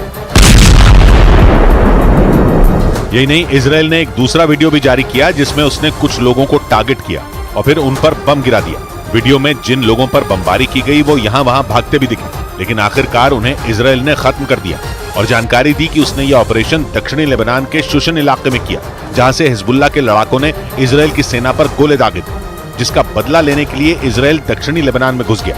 ये नहीं, हिजबुल्लाह ने उसके 2 लड़ाकों की मौत की पुष्टि भी की, जिसके बाद इजराइल का उत्तरी और लेबनान का दक्षिणी हिस्सा जंग के मैदान में बदलने लगा, क्योंकि इजराइल की सेना के ऑपरेशन के बाद हिजबुल्लाह ने भी पलटवार किया और खबर आई कि उसने उत्तरी इजराइल में फिर से मिसाइलें दागी, जिसके बाद उत्तरी इजराइल के कई इलाके धुआं-धुआं हो गए, क्योंकि वहां 1-2 नहीं बल्कि 10 मिसाइलें गिरी, जिन्हें दक्षिणी लेबनान में बैठे हिजबुल्लाह के लड़ाकों ने दागा। जिसके बाद इजराइल की सेना उत्तरी इजराइल में एक्टिव हो गई। उसके हेलीकॉप्टर सीमा पर निगरानी करते दिखे, जबकि एक दिन पहले ही उसने फरमान जारी किया था कि इजराइल का लेबनान की सीमा से लगने वाला 5 किलोमीटर तक का इलाका खाली किया जाएगा, क्योंकि उत्तरी इजराइल के मेतुला, बेतशेयान, स्फा और तिबेरिया समेत 28 इलाकों पर मिसाइल गिरने का खतरा मंडरा रहा है, क्योंकि हिजबुल्लाह का टारगेट यही इलाके हैं। लेबनान के सबसे करीब मौजूद इजराइल के शहर मेतुला को तो छावनी में बदल दिया गया, जहां लोगों के रहने पर बैन लग गया, क्योंकि गाजा के अल अहली अस्पताल पर रॉकेट गिरने के बाद हिजबुल्लाह पहले से ज्यादा आक्रामक हुआ। एक दिन पहले ही उसने उत्तरी इजराइल में हमला किया था और उसका मरकबा टैंक उड़ा दिया था, जिसमें इजराइल के एक सैनिक की मौत हो गई थी। क्योंकि हमास के साथ खड़े हिजबुल्लाह को जैसे ही गाजा के अल अहली अस्पताल पर रॉकेट गिरने की खबर मिली, वो इजराइल पर भड़क गया। क्योंकि हमास और फिलिस्तीन ने हमले के लिए इजराइल को जिम्मेदार ठहराया, यानी अस्पताल पर रॉकेट गिरने के मामले ने उत्तरी इजराइल में छिड़ी जंग की आग में घी डाल दिया और उत्तरी इजराइल में हिजबुल्लाह के हमले तेज हो गए। इजरायली सेना के मुताबिक लेबनान सीमा के पास के उसके रोश हनिका इलाके में एंटी टैंक मिसाइलें दागी गई, यानी अल अहली अस्पताल पर रॉकेट गिरने के बाद उत्तरी इजराइल सुलग उठा और इजराइल के 5 सैनिकों की मौत हो गई, जबकि इजराइल की जवाबी कार्रवाई में हिजबुल्लाह के 13 लड़ाकों की मौत हुई, जिनमें 2 की मौत की खुद हिजबुल्लाह ने पुष्टि की। इस बीच इजराइल से लोहा लेने को तैयार हिजबुल्लाह ने केवल सीमा पर ही नहीं बल्कि लेबनान के अंदर भी इजराइल और उसके दोस्त अमेरिका के खिलाफ मोर्चा खोल दिया। लेबनान की राजधानी बेरूत में तो उसके समर्थक हिंसा पर उतारू हो गए और उन्होंने इतना उत्पाद मचाया कि लेबनान की सेना को सड़कों पर उतरना पड़ा। लेकिन हिजबुल्लाह समर्थकों को रोकना उसके लिए मुश्किल हो गया, क्योंकि प्रदर्शन करने वालों ने सेना पर फायरिंग तक कर डाली। हमास का साथ देने और इजराइल के खिलाफ गुस्सा दिखाने के लिए ये लोग बेरूत में अमेरिका के दूतावास के बाहर इकट्ठा हुए और देखते ही देखते हिंसा शुरू हो गई, क्योंकि ये लोग सेना से ही भिड़ गए। मारपीट तक की नौबत आ गई और बेरूत की सड़क जंग के मैदान जैसी लगने लगी। हिजबुल्लाह समर्थकों ने मांग की कि बॉर्डर खोल दिया जाए, क्योंकि वो इजराइल में घुसकर गाजा के लोगों का बदला लेना चाहते हैं। लेकिन नारेबाजी से शुरू हुआ प्रदर्शन देखते ही देखते हिंसक हो गया, क्योंकि लेबनान में मौजूद शिया संगठन हिजबुल्लाह इजराइल और अमेरिका के खिलाफ आग उगल रहा है, जबकि अमेरिका ने इजराइल को हिजबुल्लाह से न भिड़ने की सलाह दी। इजराइल की मीडिया ने दावा किया कि बाइडेन ने नेतन्याहू को उत्तरी इजराइल में फूंक फूंक कर कदम रखने की सलाह दी, क्योंकि उत्तरी इजराइल में इजराइल की एक गलती जंग को न्योता दे सकती है। यानी हिजबुल्लाह से जंग लड़ने पर उतारू इजराइल को उसी के दोस्त अमेरिका ने आगाह किया और नसीहत दी कि वो उत्तरी इजराइल में कोई गलती न करे, क्योंकि इजराइल के मीडिया ने दावा किया कि बाइडेन ने उत्तरी इजराइल में बढ़ रहे तनाव पर नेतन्याहू से बात की और उन्हें सलाह दी कि हिजबुल्लाह की गोलीबारी पर इजराइल की सेना संभल कर जवाब दे, क्योंकि लेबनान में इजराइल की एक गलती बहुत बड़े युद्ध का कारण बन सकती है। वैसे इजराइल को भी हिजबुल्लाह की ताकत का एहसास है, क्योंकि इजराइल के मिलिट्री चीफ ने बयान दिया कि हिजबुल्लाह हमास से 10 गुना ताकतवर है। यानी इजराइल और अमेरिका दोनों जानते हैं कि हिजबुल्लाह से जंग हुई तो इजराइल के लिए मुश्किल बढ़ जाएगी, क्योंकि हिजबुल्लाह लेबनान ही नहीं बल्कि इजराइल की सीमा से लगे सीरिया, जॉर्डन और फिलिस्तीन तीनों जगह सक्रिय है। यानी इजराइल पर चारों तरफ से हमला हो सकता है और इसीलिए अमेरिका ने इजराइल को हिजबुल्लाह से सावधान रहने की नसीहत दी। यही नहीं, उसने हिजबुल्लाह का साथ देने वाले ईरान पर भी दबाव बढ़ाया, जिसके लिए उसने ईरान के बैलिस्टिक मिसाइल और ड्रोन कार्यक्रमों पर बैन बढ़ा दिए, जिसके लिए उसने ईरान, चीन और वेनेजुएला की 8 कंपनियों को टारगेट किया। यही नहीं, उसने ईरान की मदद करने वाले 11 लोगों पर प्रतिबंध लगाए, क्योंकि ये सभी ईरान के बैलिस्टिक मिसाइल और ड्रोन कार्यक्रमों में मदद कर रहे थे। अमेरिका ने ईरान पर ऐसे समय में बैन बढ़ाए जब 2015 से ईरान के बैलिस्टिक मिसाइल कार्यक्रम पर लगे संयुक्त राष्ट्र के प्रतिबंध खत्म किए गए। लेकिन अमेरिका, जर्मनी और ब्रिटेन जैसे देशों से ईरान को राहत नहीं मिली, क्योंकि ईरान के पास ऐसी मिसाइलें और ड्रोन हैं जो इजराइल और अमेरिका की टेंशन बढ़ा सकते हैं। क्योंकि ईरान के खतरनाक ड्रोन का ट्रेलर यूक्रेन जंग में दिख चुका है। जंग के दौरान ईरान पर अपने आत्मघाती ड्रोन रूस की फौज को देने का आरोप लगा था और कहा गया कि रूस ने कीव में ईरान के शाहिद 136 से तबाही मचाई थी, क्योंकि ईरान का ये ड्रोन आत्मघाती है। इसके अलावा भी ईरान के पास कई आत्मघाती ड्रोन हैं, जिनमें 200 की तो उसने परेड भी करवाई थी। और यही नहीं, ईरान पर हिजबुल्लाह को ड्रोन देने का आरोप लगा है, जिनसे वो उत्तरी इजराइल में उत्पात मचा सकता है, क्योंकि ईरान ने हिजबुल्लाह को भी मिसाइलें दी हैं और माना जाता है कि उन्हीं के दम पर उसकी मिसाइलों की संख्या 1.5 लाख से ज्यादा हो चुकी है। और अब तो उसके जखीरे में ड्रोन भी आ चुके हैं, जो पश्चिम एशिया में अरब देशों से घिरे इजराइल के लिए बहुत बड़ा खतरा बन सकते हैं। क्योंकि अमेरिका और इजराइल से बदला लेने पर आमादा ईरान हिजबुल्लाह को जंग में घसीटने पर उतारू हुआ है। यही नहीं, ईरान हमास के साथ भी खड़ा है और इजराइल और हमास की जंग की आग में घी डाल रहा है। लेकिन ईरान जानता है कि हिजबुल्लाह की ताकत हमास से ज्यादा है। यही नहीं, उसे बनाने वाला भी ईरान ही है, क्योंकि उसे 1980 में इस्लामिक क्रांति को पश्चिम एशिया में फैलाने के लिए हिजबुल्लाह जैसे संगठन की जरूरत थी, जिसे ईरान ने अपने दुश्मनों के खिलाफ मनमाने तरीके से इस्तेमाल किया। पहले वो लेबनान की सुन्नी सरकार से भिड़े, फिर सीरिया, इराक, जॉर्डन और फिलिस्तीन जैसे देशों में अमेरिका और इजराइल के खिलाफ लड़े, क्योंकि ये शिया संगठन धीरे धीरे कट्टरपंथी संगठन के तौर पर अपनी पैठ बढ़ाता गया। हालांकि अमेरिका और उसके कई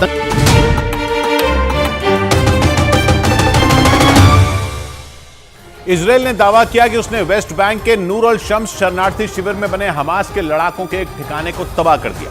इसराइल की सुरक्षा एजेंसी शिन बेत के इस हमले का एक वीडियो भी सामने आया, जिसमें शरणार्थी शिविर में बना हमास का ठिकाना धमाके से उड़ता दिखाई दिया। इसराइल की सुरक्षा एजेंसी के ऑपरेशन के इस वीडियो में 2 लोग एक गली में एक तरफ जाते दिखाई दिए। इसके कुछ मिनटों बाद ही वहां एक आदमी मोर्चा लिए दिखाई दिया। ऐसा लगा मानो वो सामने से चल रही गोलियों का जवाब दे रहा है। तभी अचानक वो सामने की तरफ कुछ फेंकता हुआ दिखाई दिया, जिसके तुरंत बाद वहां एक जोरदार धमाका हुआ। धमाके के बाद वहां आग के साथ धुआं फैल गया। इसराइल की सुरक्षा एजेंसी ने दावा किया कि नूर अल शम्स शरणार्थी शिविर में बने हमास के ठिकाने को तबाह करने के बाद एक लड़ाके को पकड़ लिया गया, जबकि कई लड़ाके मारे गए। बड़ी खबर है गाजा से। वहां इसराइल की फौज ने एक ही दिन में हमास को 2 बड़ी चोट देने का दावा किया। हमास के खात्मे के लिए इसराइल लगातार गाजा पर बमबारी कर रहा है, लेकिन इसराइल की मीडिया ने दावा किया कि वहां की सेना ने हवाई हमलों में हमास के 2 कमांडरों को मार गिराया। यानी एक ही दिन में हमास को 2 बड़े झटके दे दिए। खबर है हमास के दिन जिन 2 कमांडरों को ढेर किया गया, उनमें हमास की इकलौती महिला कमांडर भी शामिल थी, जिसे इसराइल की सेना ने जंग के 13वें दिन मार गिराने का दावा किया। इसराइल के अखबार द टाइम्स ऑफ इसराइल के मुताबिक वहां की सेना ने गाजा में हमास के ठिकानों पर एयर स्ट्राइक के दौरान उस महिला कमांडर को ढेर कर दिया। और फिलिस्तीन के एक समाज सेवी ने भी सोशल मीडिया पर जमीला अल शंती नाम के हमास की उस कमांडर की मौत की पुष्टि की। हालांकि उन्होंने ये नहीं बताया कि इसराइल की सेना ने जमीला को ठिकाने लगाने के लिए गाजा के किस इलाके में एयर स्ट्राइक की। द टाइम्स ऑफ इसराइल के मुताबिक 68 साल की जमीला अल शंती हमास के सह संस्थापक अब्दुल अजीज अल रंतीसी की पत्नी थी। उसके पति की साल 2004 में इसराइल के एक हवाई हमले में मौत हो गई थी और पति की मौत के 2 साल बाद जमीला अल शंती हमास से जुड़ी, जिसके बाद गाजा में साल 2006 में हुए चुनाव में उसे भारी मतों से जीत मिली थी। जमीला अल शंती साल 2021 में हमास के पोलित ब्यूरो की पहली महिला सदस्य के तौर पर चुनी गई थी। और इतना ही नहीं, जमीला अल शंती ने ही हमास के महिला संगठन की भी स्थापना की, जिसके बाद ही चरमपंथी संगठन हमास अपने साथ भारी संख्या में महिलाओं को भी जोड़ पाया और इसकी वजह से हमास की ताकत में काफी इजाफा हुआ। द टाइम्स ऑफ इसराइल के मुताबिक जमीला अल शंती हमास के महिला संगठन की प्रमुख और हमास की इकलौती महिला कमांडर थी। यानी हमास की महिला ब्रिगेड की पूरी जिम्मेदारी उसी पर थी। इसराइल की खुफिया एजेंसी मोसाद के मुताबिक जमीला अल शंती उन लोगों में शामिल थी जिन्होंने 7 अक्टूबर को इसराइल को दहलाने वाले हमले की साजिश रची थी। उस भयानक हमले के बाद से ही इसराइल की सेना हमास की उस कमांडर की तलाश में जुटी थी और इसराइल की सेना ने हमास की महिला कमांडर जमीला अल शंती को ढेर कर दिया। इसके अलावा जंग के 13वें दिन इसराइल ने हमास के एक और बड़ा झटका दिया। इसराइल के अखबार द टाइम्स ऑफ इसराइल के मुताबिक हमास के जिहाद महसन नाम के कमांडर को भी मार गिराया गया और दावा किया गया कि जिहाद महसन को इसराइल की सेना ने हवाई हमले में ढेर कर दिया। द टाइम्स ऑफ इसराइल के मुताबिक हमास के इस कमांडर को गाजा के शेख रिदवान इलाके में मारा गया। दावा किया गया कि इसराइल की सेना ने वहां जिहाद महसन के घर पर जोरदार एयर स्ट्राइक की, जिसमें उसका घर पूरी तरह बर्बाद हो गया। खबर है कि इसराइल के इस हमले में हमास के कमांडर जिहाद महसन के साथ उसके परिवार के कई सदस्यों की भी मौत हो गई। द टाइम्स ऑफ इसराइल के मुताबिक 7 अक्टूबर को इसराइल पर हुए भयानक हमले के बाद से ही जिहाद महसन इसराइल की सेना के रडार पर था, लेकिन दावा किया गया कि इसराइल के हमलों से बचने के लिए वो अपने परिवार को ढाल की तरह इस्तेमाल कर रहा था। लेकिन इसराइल की सेना ने जोरदार हवाई हमले में हमास के उस कमांडर का अंत करने का दावा किया। द टाइम्स ऑफ इसराइल के मुताबिक इसराइल की सेना ने 7 अक्टूबर को हुए हमले के बाद हमास के कमांडरों की एक लिस्ट जारी की, जिसमें हमास के वो नेता और कमांडर शामिल किए गए हैं जिन्होंने कई साल से इसराइल की नाक में दम कर रखा है। इसके अलावा इस लिस्ट में उन लोगों के नाम भी हैं जो 7 अक्टूबर को किए गए हमले की साजिश में शामिल हैं। द टाइम्स ऑफ इसराइल के मुताबिक हमास के कमांडरों और नेताओं की वो लिस्ट इसराइल की सेना और खुफिया एजेंसी मोसाद ने मिलकर तैयार की है और दावा किया गया कि उस लिस्ट में जिन लोगों के नाम शामिल हैं उनके खात्मे के बाद हमास का नामो निशान मिट जाएगा। द टाइम्स ऑफ इसराइल के मुताबिक इसराइल की सेना अपनी उस हिट लिस्ट में शामिल हमास के कमांडरों का चुन कर सफाया करने में जुटी हुई है और इसीलिए गाजा में हमास के ठिकानों पर इसराइल की ओर से एक से बढ़कर एक हवाई हमले किए जा रहे हैं। इसराइल की मीडिया के मुताबिक वहां की सेना पिछले 13 दिन में हमास को कई बड़े जख्म दे चुकी है, जिनमें हमास के सैकड़ों ठिकानों को मिट्टी में मिलाने के साथ ही उसके कई कमांडरों को मार गिराने का दावा किया गया। इसराइल के मीडिया के मुताबिक इसराइल की सेना ने 2 रोज पहले भी एक जबरदस्त हवाई हमले में अयमान नोफल नाम के हमास कमांडर को ढेर कर दिया था। अयमान नोफल हमास की उस यूनिट का कमांडर था जो नए लड़कों की भर्ती के साथ ही उन्हें ट्रेनिंग भी देती है। इसराइल के मीडिया के मुताबिक बीते 13 दिन में हमास के 10 कमांडरों और नेताओं को इसराइल की सेना ठिकाने लगा चुकी है, जिनमें ओसामा मजीनी, अयमान यूनिस, अयमान नोफल, मुराद अबू मुराद, बिलाल अल कद्र, अली कादी, मोहम्मद अब्दुल्ला, अकरम हिजाजी, जमीला अल शांति और जिहाद महसिन के नाम शामिल हैं। और इन सब के बीच बाइडेन के इजराइल दौरे के एक रोज बाद ब्रिटेन के प्रधानमंत्री ऋषि सुनक भी इजराइल पहुंच गए। इस दौरान ऋषि सुनक ने जंग में इजराइल का साथ देने का वादा किया और हमास को दुनिया के लिए खतरा बताया। यानी हमास के खात्मे के लिए अमेरिका के बाद ब्रिटेन भी इजराइल की मदद करेगा। यही नहीं, ब्रिटेन के प्रधानमंत्री ऋषि सुनक ने हमास को चेतावनी दे डाली कि अगर उसने बंधक बनाए गए लोगों को नहीं छोड़ा तो उस पर ऐसा हमला होगा जिसे वो कभी भुला नहीं पाएगा। हमास ने जब 7 अक्टूबर को इजराइल पर हमला किया था तब उसने ब्रिटेन के भी 7 से ज्यादा लोगों की हत्या कर दी थी और 9 लोगों को बंधक बना लिया था। ऋषि सुनक ने साफ कर दिया कि वो दोस्त इजराइल के साथ हर तरीके से खड़ा है और जरूरी मदद भेजता रहेगा। एक रोज पहले बाइडेन भी इजराइल दौरे पर आए थे, जहां उन्होंने जंग में इजराइल की मदद करने का वादा किया था।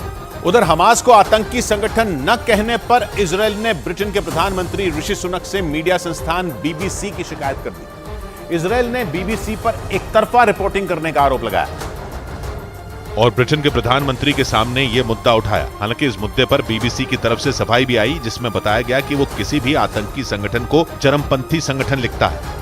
इधर रूस के बाद अब चीन इजराइल और हमास की जंग में मध्यस्थता करने की कोशिश में जुट गया। चीन के राष्ट्रपति ने हमास और इजराइल से शांति बरतने की अपील की।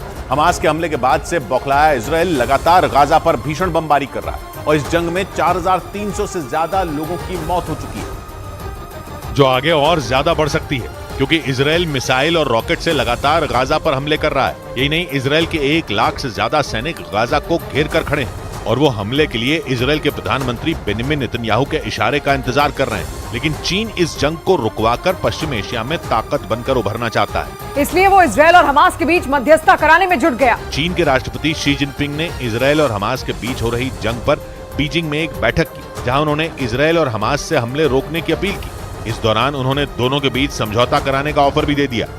इस बीच जापान और यूएई ने मिलकर इजराइल और हमास के बीच जारी जंग को जल्द खत्म करने की अपील की। इसके साथ ही दोनों देशों ने गाजा से लोगों को सुरक्षित निकालने के लिए रास्ता देने की भी मांग की और दोनों देशों ने पूरी दुनिया से यह अपील की कि वो बातचीत के जरिए इस जंग को खत्म कराएं। अबू धाबी में यूएई के राष्ट्रपति शेख मोहम्मद बिन जायद और जापान के प्रधानमंत्री फुमियो किशिदा ने इजराइल हमास जंग के मुद्दे पर यह चर्चा की। उधर रूस यूक्रेन जंग में बड़ी भूमिका में दिखे इलॉन मस्क से जुड़ी एक बड़ी खबर इजराइल से भी आई।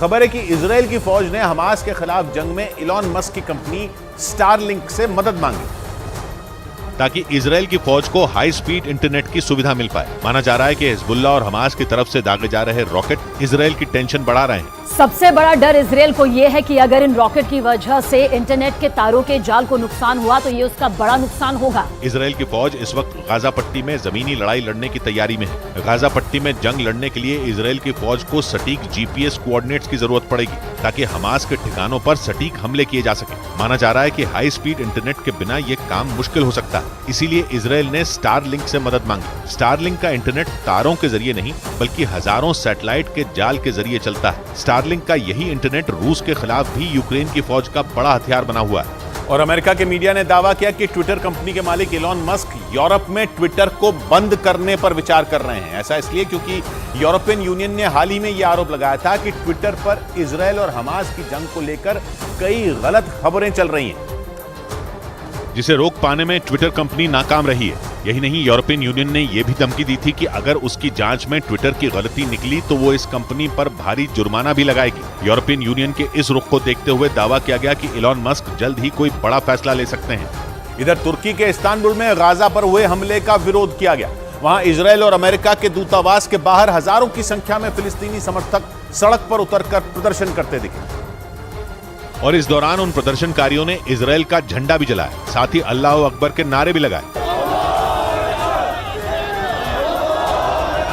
प्रदर्शन करने वालों के हाथों में फिलिस्तीन का झंडा भी नजर आया, जिसे लहराते हुए उन्होंने फिलिस्तीनियों के लिए अपना समर्थन जताया और इजराइल को गाजा में रहने वाले सैकड़ों फिलिस्तीनियों की मौत के लिए जिम्मेदार ठहराया। प्रदर्शन के दौरान फिलिस्तीन के समर्थक पुलिस की ओर से लगाए गए बैरिकेड भी तोड़ते नजर आए, जिसकी वजह से वहां हंगामा खड़ा हो गया और पुलिस और उन प्रदर्शनकारियों के बीच भिड़ंत हो गई। सैकड़ों की संख्या में इजराइल दूतावास के बाहर पहुंचे इन प्रदर्शनकारियों ने वहां पटाखे भी जलाए। उधर इजराइल की खुफिया एजेंसी और सरकार ने दुनिया भर में रह रहे अपने नागरिकों की जान को खतरा बताया और उन्हें बाहरी लोगों से न मिलने की सलाह दी। क्योंकि इजराइल ने आशंका जताई थी कि बदले की कार्रवाई में उसके नागरिकों पर हमला हो सकता है। ऐसे में इजराइल की खुफिया एजेंसी और सरकार ने तुर्की समेत कई देशों में रह रहे इजरायली नागरिकों को सतर्क रहने को कहा। साथ ही उनके दफ्तर और घरों के बाहर सुरक्षा भी बढ़ा दी गई। एक रोज पहले इजराइल की राष्ट्रीय सुरक्षा परिषद ने तुर्की में मौजूद अपने नागरिकों की सुरक्षा को लेकर चेतावनी भी जारी की और अपने नागरिकों को फौरन तुर्की छोड़ने का आदेश जारी कर दिया, जिसके बाद तुर्की में रह रहे इजरायली नागरिकों ने वहां से निकलना शुरू कर दिया। ऐसे में वहां के इस्तांबुल और अंकारा एयरपोर्ट पर लोगों की भारी भीड़ नजर आई। इस बीच जर्मनी की राजधानी बर्लिन में गाजा पर हुए हमले के खिलाफ लोगों ने जोरदार प्रदर्शन किया। इस दौरान आरोप लगा कि कई प्रदर्शनकारियों ने वहां मौजूद यहूदी समुदाय के एक धार्मिक स्थल पर हमला कर दिया, जिसके बाद वहां बवाल मच गया। वहां से जो वीडियो सामने आया उसमें हजारों की संख्या में लोग सड़कों पर उतरकर फिलिस्तीन के समर्थन में नारेबाजी करते नजर आए। गाजा पर इजरायल के हमलों के विरोध में प्रदर्शन करते हुए लोगों ने हाथों में बैनर और पोस्टर लेकर जोरदार प्रदर्शन किया और आरोप लगा कि इसी दौरान उनमें से कुछ प्रदर्शनकारियों ने यहूदी धर्म स्थल पर हमला कर दिया, जिसके बाद वहां हंगामा होने लगा। सूचना मिलने पर पहुंची पुलिस की टीमों ने प्रदर्शनकारियों को रोकने की कोशिश की, लेकिन प्रदर्शनकारी उन्हें धकेलते हुए आगे बढ़ गए, जिसके बाद पुलिस ने उन्हें तितर-बितर करने के लिए आंसू गैस के गोले छोड़े और वाटर कैनन का इस्तेमाल किया। जिसके बाद वहां फिलिस्तीन के समर्थन में प्रदर्शन कर रहे सैकड़ों लोग पुलिस से भिड़ गए, जिसमें 65 से ज्यादा पुलिस वालों के घायल होने का दावा किया गया।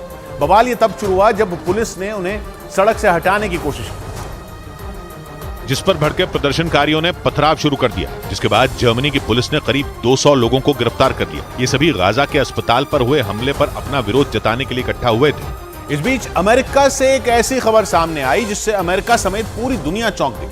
अमेरिका की राजधानी वॉशिंगटन डीसी में यहूदी समुदाय ने फिलिस्तीन के समर्थन में प्रदर्शन किया और ये प्रदर्शन अमेरिका की संसद के बाहर किया गया, जहां सैकड़ों की संख्या में यहूदी समुदाय के लोग जमा हो गए और फिलिस्तीन के समर्थन में नारेबाजी की। प्रदर्शन में शामिल हुए लोगों ने गाजा में हुए हमले को नरसंहार बताया और इसे रोकने की मांग की। यही नहीं, प्रदर्शनकारियों ने अमेरिका और इजरायल के खिलाफ नारेबाजी की। वहां से जो तस्वीरें सामने आई उनमें हाथों में नारे लिखी तख्तियां और बैनर लेकर लोग इजरायल के हमले के विरोध में आवाज बुलंद करते दिखाई दिए। यही नहीं, सभी प्रदर्शनकारी काले रंग की टी शर्ट पहने हुए थे।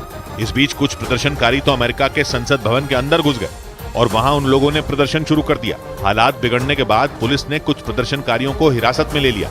उधर इजरायल की मदद करने पर फिलिस्तीनी मूल की अमेरिकी सांसद रशीदा तलीब ने बाइडेन सरकार को घेर लिया। उन्होंने फिलिस्तीनियों के नरसंहार के लिए बाइडेन सरकार पर फंडिंग करने का आरोप लगा दिया और उन्होंने इजरायल और हमास के बीच चल रही जंग को फौरन खत्म करने की मांग भी की। अमेरिका की संसद में रशीदा तलीब फिलिस्तीनी मूल की इकलौती सांसद हैं और अमेरिका के शिकागो में फिलिस्तीन के समर्थन में सैकड़ों लोगों ने सड़कों पर उतरकर प्रदर्शन किया। इस प्रदर्शन में कई महिलाएं हाथों में फिलिस्तीन के समर्थन वाले पोस्टर लिए नजर आई और इस दौरान प्रदर्शनकारियों ने इजरायल के खिलाफ खूब नारे भी लगाए।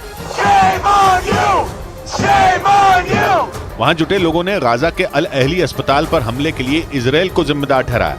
इधर अपनी आलोचना होने के बाद मिस्र की फुटबॉल टीम के कप्तान मोहम्मद सलाह ने चुप्पी तोड़ते हुए इस युद्ध को जल्द खत्म करने की मांग की। फिलिस्तीनियों के बचाव में न बोलने की वजह से मोहम्मद सलाह पर सवाल उठाए गए थे, जिसके बाद मिस्र की फुटबॉल टीम के कप्तान ने एक वीडियो जारी किया जिसमें उन्होंने युद्ध को खत्म करने की अपील की। यही नहीं, मोहम्मद सलाह ने गाजा में पीड़ितों की फौरन मदद करने की जरूरत बताई।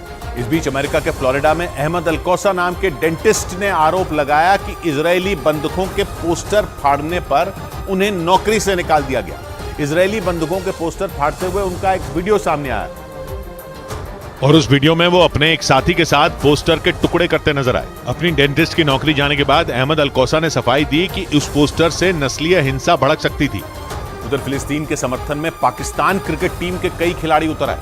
इन खिलाड़ियों ने अपने सोशल मीडिया अकाउंट से फिलिस्तीन के झंडे की फोटो शेयर की और पाकिस्तानी खिलाड़ियों की इस लिस्ट में इफ्तिखार अहमद, शादाब खान, मोहम्मद नवाज, हारिस रऊफ और उस्मान मीर जैसे नाम शामिल रहे। कुछ दिन पहले पाकिस्तानी बल्लेबाज मोहम्मद रिजवान ने अपनी टीम की जीत और अपने शतक को गाजा के लोगों को समर्पित किया था और पाकिस्तान क्रिकेट बोर्ड ने फिलिस्तीन का समर्थन करने वाले अपने खिलाड़ियों का बचाव करते हुए उनके खिलाफ सोशल मीडिया पर जताई जा रही आपत्तियों को खारिज कर दिया। इससे पहले फिलिस्तीन का साथ देने पर पाकिस्तान क्रिकेट टीम के खिलाड़ियों का सोशल मीडिया पर विरोध शुरू हो गया था, जिस पर पाकिस्तान क्रिकेट बोर्ड ने दो टूक कह दिया कि ऐसा करके उसके खिलाड़ियों ने आईसीसी के किसी भी नियम का उल्लंघन नहीं किया, क्योंकि खिलाड़ी मैदान से बाहर अपनी राय रखने के लिए आजाद हैं। इस बीच ग्रीस के एथेंस में फिलिस्तीन के समर्थकों ने इजरायल दूतावास के सामने विरोध प्रदर्शन किया। 7 अक्टूबर को हुए हमास के हमले के बाद इजरायल की सेना की तरफ से गाजा पर जारी ताबड़तोड़ हमलों का विरोध किया गया और इजरायल दूतावास के बाहर जमकर हंगामा किया।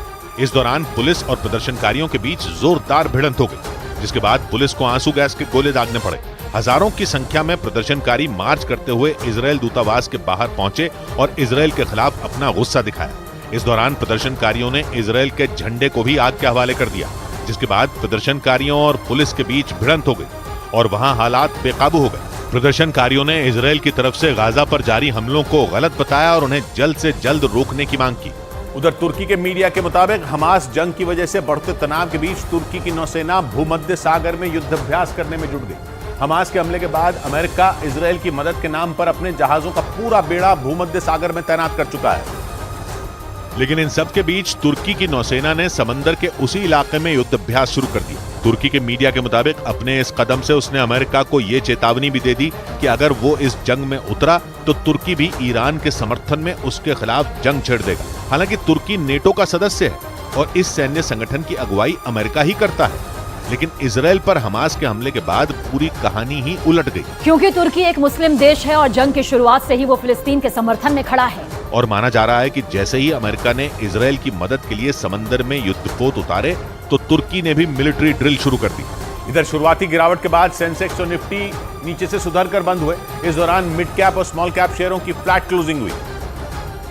हालांकि ऑटो और एफएमसीजी सेक्टर के शेयरों में खरीदारी देखी गई, लेकिन मेटल, एनर्जी और रियल्टी के शेयरों पर दबाव रहा, जिससे बॉम्बे स्टॉक एक्सचेंज का सेंसेक्स 247 अंक गिरकर 65,629 पर बंद हुआ, जबकि निफ्टी 46 अंकों की गिरावट के साथ 19,624 के स्तर पर बंद हुआ। और शेयर बाजार की खबर तो आपको कई जगह मिल जाएगी, लेकिन शेयर बाजार का एक्सपर्ट आपको बनाएगा सिर्फ मनी कंट्रोल प्रो।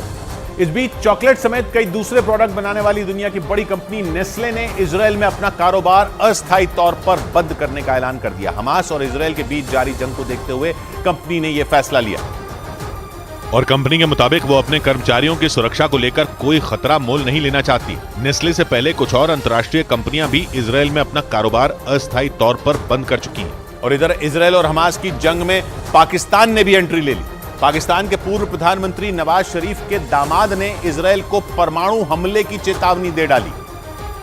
और नवाज शरीफ के दामाद ने इजरायल को धमकी दी कि पाकिस्तान के परमाणु हथियार सिर्फ पाकिस्तान के लिए ही नहीं बल्कि सभी मुस्लिम देशों के लिए हैं, और इजरायल ने अगर गाजा पर हमला नहीं रोका तो पाकिस्तान उस पर परमाणु बम गिरा देगा। पाकिस्तान के पेशावर में फिलिस्तीन के समर्थन में एक रैली निकाली गई, जहां पाकिस्तान के पूर्व प्रधानमंत्री नवाज शरीफ के दामाद ने इजरायल को परमाणु हमले की चेतावनी दी। पाकिस्तान लगातार फिलिस्तीन का समर्थन करता आया और उसने हमास के हमले को भी सही ठहराया था। यही नहीं, पाकिस्तान और इजरायल एक दूसरे दुश्मन है। पाकिस्तान ने तो इजरायल को देश की मान्यता भी नहीं दी। उधर गाजा के अस्पताल पर हुए हमले के आरोप पर फिलिस्तीन इजरायल के खिलाफ इंटरनेशनल क्रिमिनल कोर्ट में अपील करेगा। ग्रीस की राजधानी एथेंस पहुंचे फिलिस्तीन के राजदूत ने यह बयान दिया और इजरायल के ऊपर अस्पताल पर हमले का आरोप लगाते हुए उसे मानवता का दुश्मन करार दिया। इसके साथ ही फिलिस्तीन के राजदूत ने ग्रीस से इजरायल का समर्थन न करने की अपील भी की। इस बीच हमास के हमलों की निंदा नहीं करने पर इजरायल ने संयुक्त राष्ट्र की आलोचना की। इसके साथ ही संयुक्त राष्ट्र में इजरायल के राजदूत ने यह आरोप लगाया कि हमास ने अरबों डॉलर की अंतर्राष्ट्रीय मदद का गलत इस्तेमाल किया।